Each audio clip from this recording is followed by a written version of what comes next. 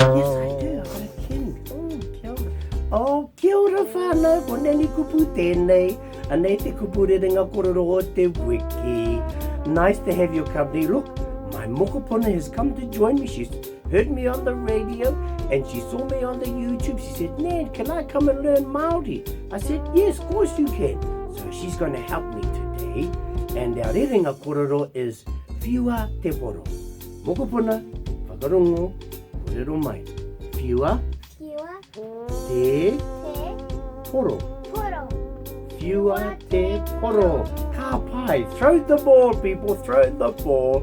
Ka pai. And don't forget, you can catch us on our website, www.turangafmmedia.com. Akona Te Reo, he pai tō kupu.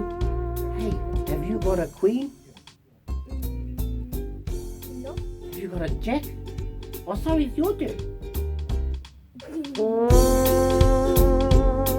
Te kupu o te Wiki, proudly brought to you by Te Taurāwhiti and Turanga FM.